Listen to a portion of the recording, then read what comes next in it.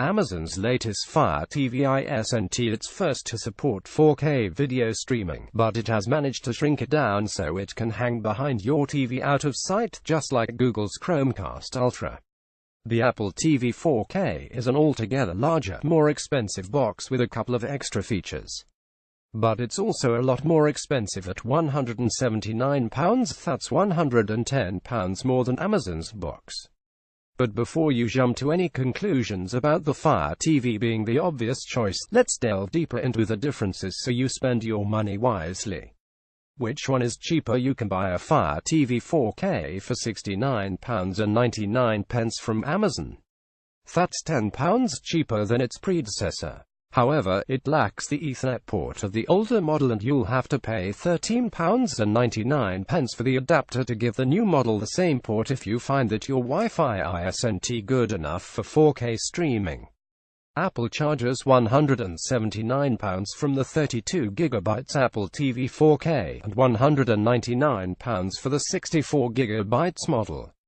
That's a lot more storage than the 8GB Fire TV, which isn't expandable, which has better specs. Here's a handy table which shows the similarities and differences in the main specifications. Amazon Fire TV 4K, Apple TV 4K Max Resolution Refresh 3840 by 2160 at 60 Hz, 3840 by 2160 at 60 Hz, HDR support, HDR10, HDR10, Dolby Vision audio support, Dolby Digital Plus 7.1, Dolby Atmos, Dolby Digital Plus 7.1, Wi-Fi 802.11 AC with MIMO, 802.11 AC with MIMO, Ethernet via adapter 10,100 mbs, Gigabit Ethernet port, storage 8GB, 32 or 64GB, free cloud storage for content, yes no, iTunes Store no, yes 4K Netflix, yes 4K Amazon Prime Video, yes coming soon 4K YouTube, yes software, Fire OS 6, tvOS 11. You can see that both streamers have pros and cons, but in the main these will affect you only if you have a TV or sound system that supports the extra features. For example, the lack of Dolby Vision support on the Fire TV is only an issue if your HDR TV supports Dolby Vision. Right now, very few do, and even those that do can't manage the current peak target of 4000 nits brightness, let alone the ceiling of 10,000 nits. So, put simply, unless you're planning on buying a very expensive TV with Dolby Vision in the near future, this difference between the two boxes is moot. What about audio? Apple has said that it will add Dolby Atmos support at some point, but the Fire TV has it already.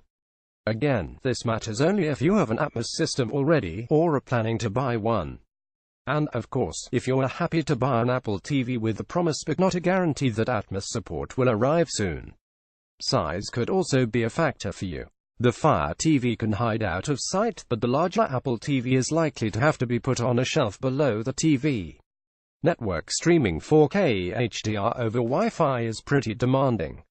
You'll need to make sure you have a fast broadband connection, ideally more than 40 mbs, and an up-to-date router that supports 802.11 AC.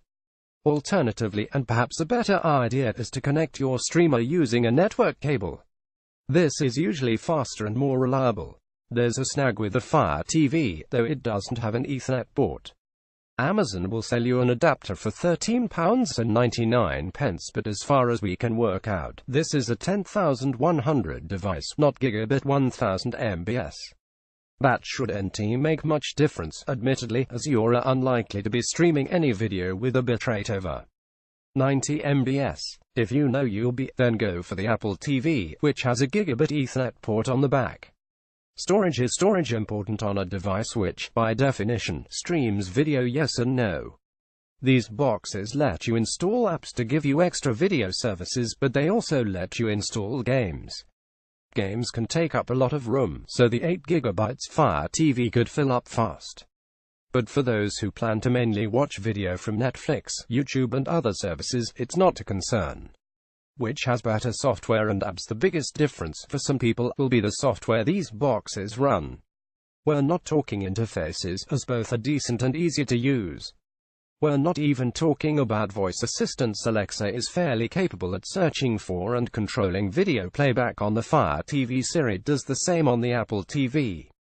Really, it comes down to the fact that those with iPhones and iPads will have a better experience with an Apple TV. For one thing, the Apple TV supports AirPlay, so you can beam videos and photos from your phone to your TV. You can also stream video from apps that aren't available on the Apple TV yet, including some UK catch-up TV apps. Apple doesn't have its own video streaming service though, so you'll likely use Netflix and other apps rather than renting or buying TV shows and films from iTunes. It's supremely easy to set up an Apple TV if you have an iPhone, as it saves you from having to enter your Apple ID, Wi-Fi password and other annoying details. And even if you do have to enter some text, the remote app now built into iOS 11 lets you do so on your phone or tablet's keyboard. Plus, we love that you can speak passwords using the Siri remote. No more fiddling around with alphabetical on-screen keyboards on your TV. Last, the Apple TV can be a HomeKit hub, allowing remote control of smart home gadgets from your phone when you're out and about. With the Fire TV, you can also mirror your phone's screen, so long as it supports Miracast, and this means you can also stream video from apps and services that aren't available directly on the Fire TV. The Fire TV does have a wider choice of UC-specific video apps, though, but you'll never be able to get any Apple services through it, so you can't watch and videos you've bought from iTunes.